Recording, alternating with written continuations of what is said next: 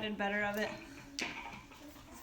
So I'm going to teach from over here, because I feel like it.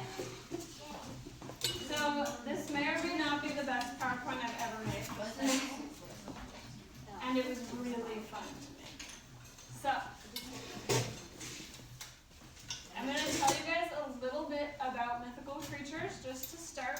And then we're going to do a really fun little activity to get you in the right mindset so that you can proceed in this lesson better.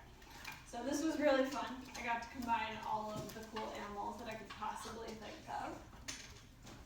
So, what can you guys tell me, just immediately off the top of your head, what can you tell me about mythical creatures? Come on.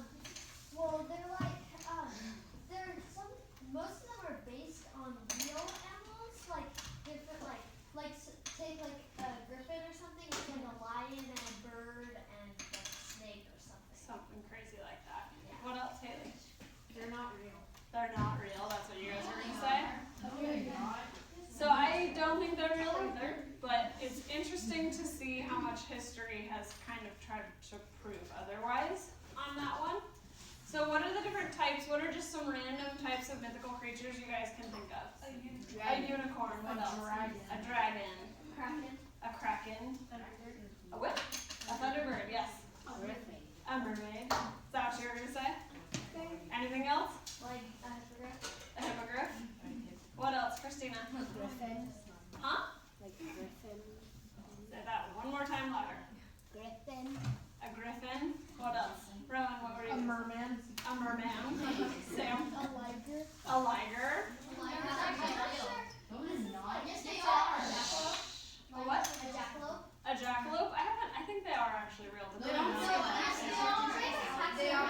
Like a bunny with antlers. That seems like a very good one.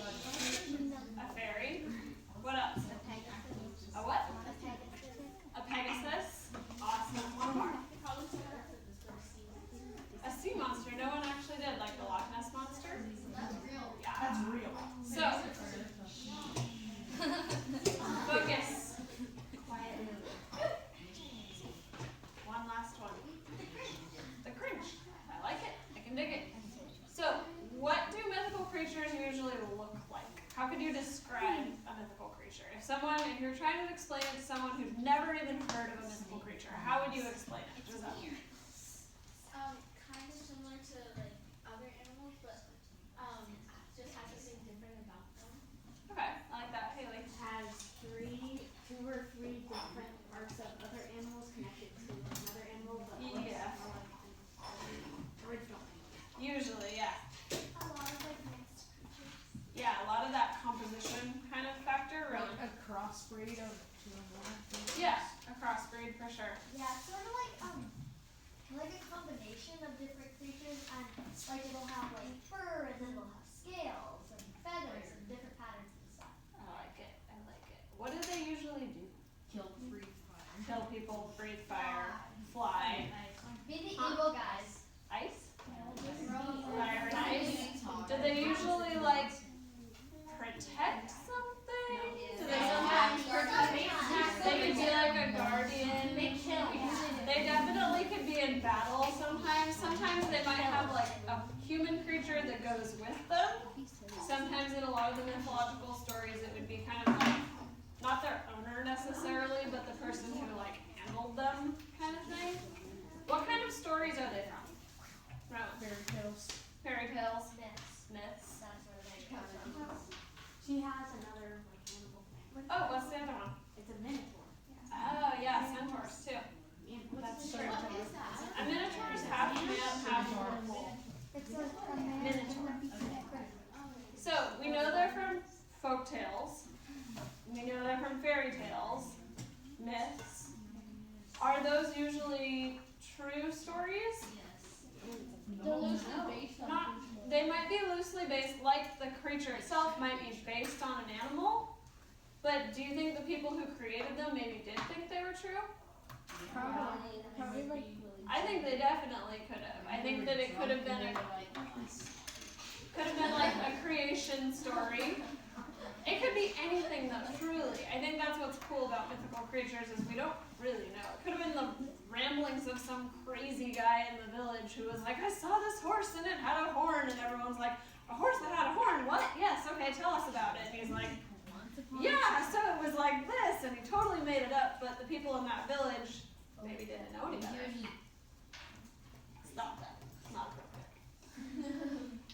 So, fun facts and some history, because who doesn't like learning about the history of these animals? I actually found it to be really interesting, and I didn't know a lot of this stuff. So the tales of the European unicorn with just one horn were told over 2,000 years ago. This is obviously not anything new. This is not a new story. It's different in almost every culture, which I think is kind of fascinating. So an Asian unicorn looks completely different than what we think of as a unicorn. The way that they describe it, it had a scaly coat, one or more horns, didn't only have one, and its head was that of a wolf. That doesn't sound anything like the unicorn that we know of, right? I feel like I've maybe seen some kind of like weird creepy creatures that were kind of similar to that, but for the most part, they're really different. There's actually a sighting or a mention of unicorns in the Bible. It goes that far back. And there's an ancient Chinese version of the unicorn that I have to just read it straight from here because it's just so good. It's an ancient Chinese omen of lucky years. It radiated exquisite colors, had a voice like the tinkling of bells, and lived for 1,000 years. Although the qilin was like a dragon, it had fish scales which shimmered in every color of the rainbow. It had a mane and cloven hooves as well. Try to put all that together in your head. It doesn't sound like a unicorn, right? That doesn't sound like anything I know of when I think of a unicorn. So it's kind of interesting to see how different cultures took on that. New art, old art. Which do you think? Definitely nothing new, right? So that means that there were stories of unicorns way, way back there. I think that's kind of interesting, that it's not something that's current. It's not a current construct. It's something that happened a long time ago. Dragons, known to be protectors. They were meant to be a protector. That's what their name actually means.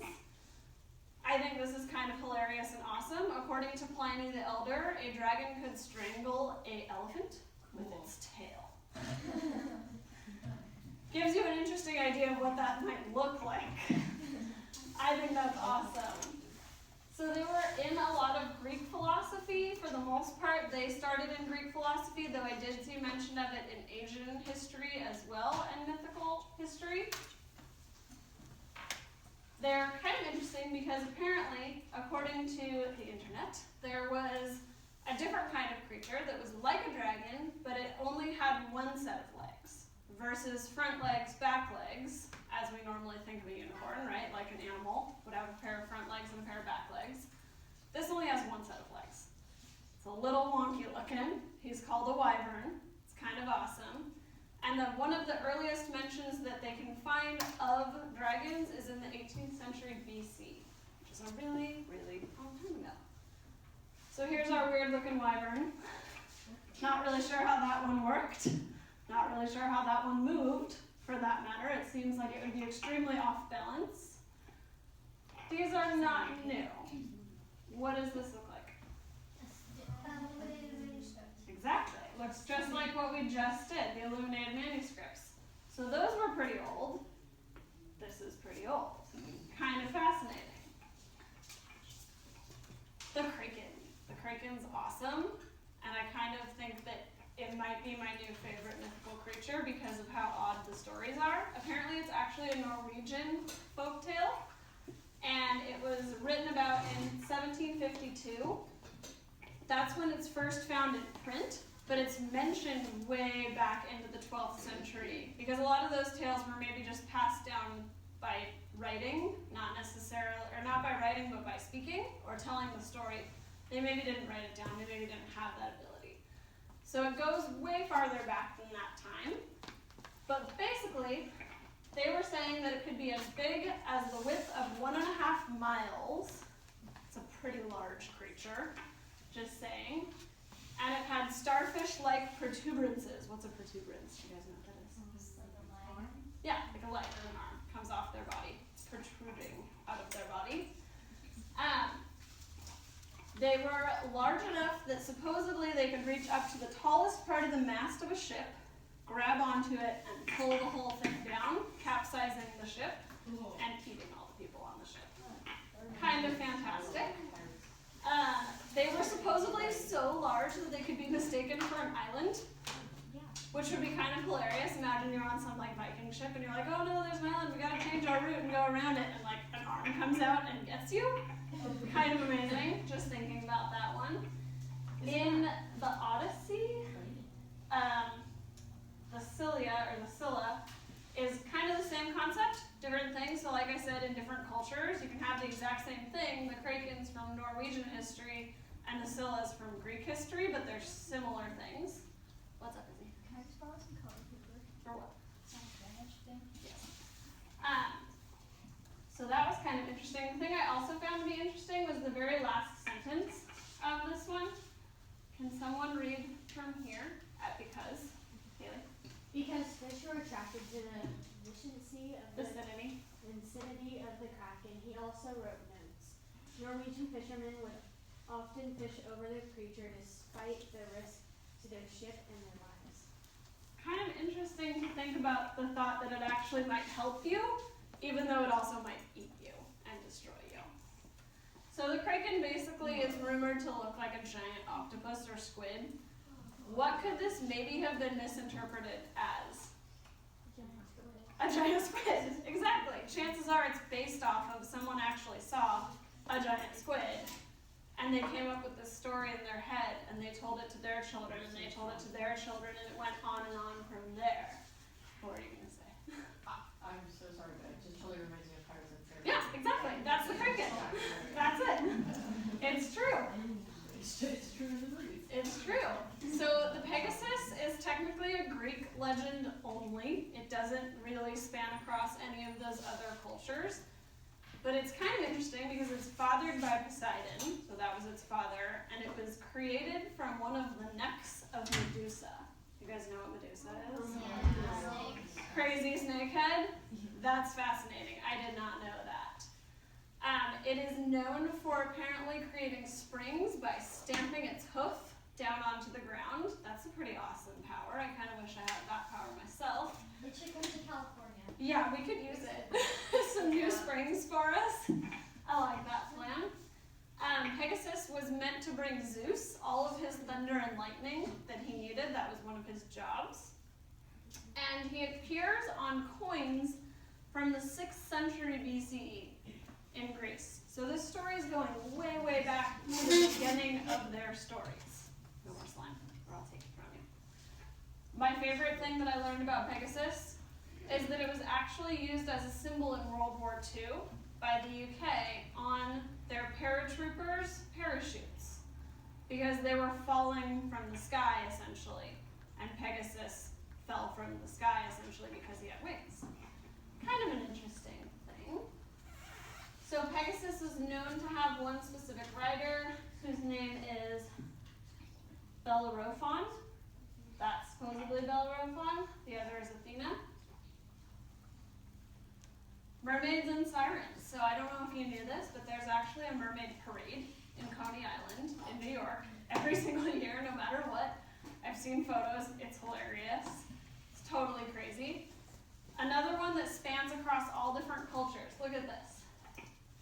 The German Mermini or Meerfrau, the Icelandic Marminil, the Danish Mermine, the Irish Miro, and in Indian temples, and talked about by Chinese sailors. That's literally across the world that this one concept, this one kind of construct of a person or a thing was happening. I think that's really interesting. Somehow they must have all either heard about the same thing or it was rumored by tales. Like, how does that happen? That's kind of crazy if you think about it. That same story happened in all those different places. Sirens, which I didn't know about, initially had bird wings and the heads of women. And basically the concept behind a siren or a mermaid was that they were so beautiful and they would sing so beautifully that it would lure sailors to crash their ships. And so in the Odyssey, the Greek hero Ulysses, he actually gets past the sirens because he's warned about them, and he puts wax in his ears so he can't hear them singing. And they actually tied him to the mast so that he couldn't get down or pull them out. That's how determined he was to get past the sirens, because they wreaked so much havoc on anyone who was going through the waters. Sirens are kind of scary looking. I think they're kind of creepy. Mermaids were a little more accustomed to. Fun fact, that's the original illustration that Starbucks ripped their logo off of. It is. It's a two-tailed mermaid.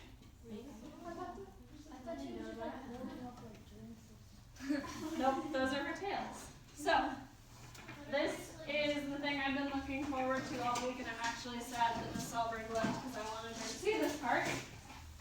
We are going to do a practice session to create our own hybrid creatures. And it's a dice rolling activity, which I've actually always wanted to try because I like the idea of leaving something up to chance.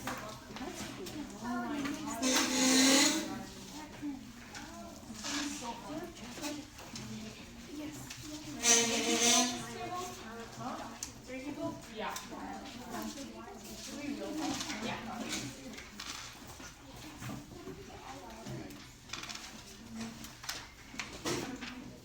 So grab your pencil if you do not already have one.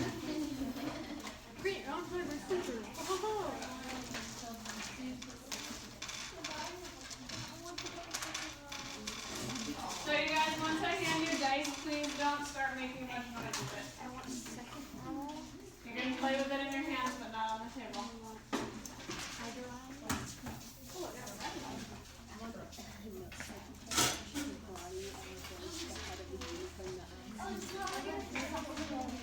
This is just a practice for your own. I'm going to let you do what you want to do with it, but this is just a practice. I'm pretty confused. I got the horse. So does everybody have a dice? Yes, or a die, technically?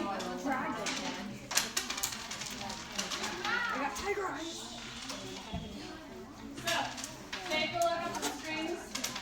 Take a look up at the screens. So as you go, I want you to start just on this side. And what I recommend is you roll your dice and make some little mark like a check or an X or a circle around which ones you get.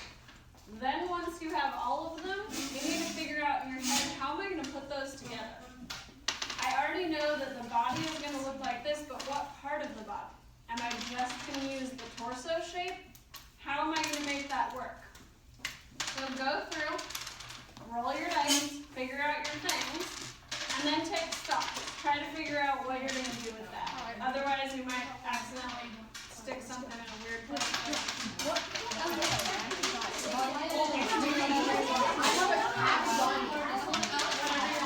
Guys, can we freeze really quick? Freeze really quick. If you get a wild card, that means you can make it whatever you want it to be. I got a horse. Wow.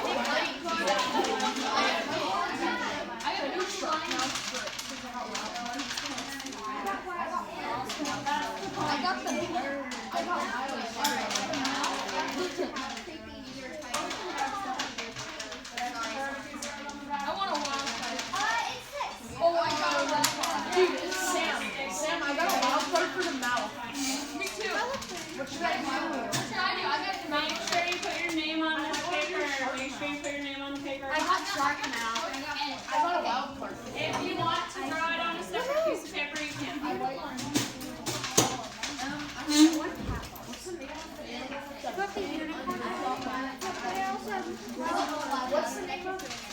of the animal? There's like a pink one with a under. I got the What kind of I got wild card again. like where is it? So that's you guys. Like an apple? There's like working. Yeah.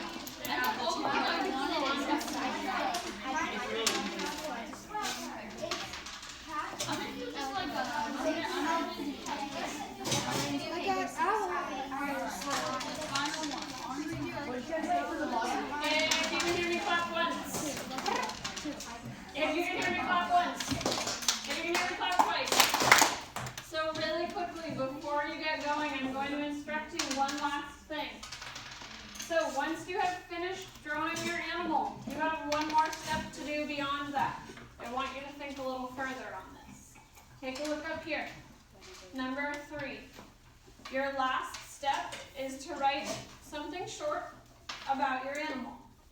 I want to know, where do they live? Do they live in the Arctic tundra? Do they live in the jungle? Do they live in the desert? What do they do? Do they deliver things? Do they defend things? Do they fight other animals? What is it that they do? Do they have a name? Do they maybe have like an owner or a handler? Do they protect anything? Maybe some hidden treasure? I want you to think about this. If for you it is easier to type this because you don't like your handwriting or you have a harder time with spelling, you are welcome to type this and email it to me. They do need to be complete sentences, and it needs to be 5 sentences. So once you finish drawing, you guys still have plenty of time. You have like 25 minutes. Once you finish drawing, that's your next step. Sound good? Excellent. Go back to drawing.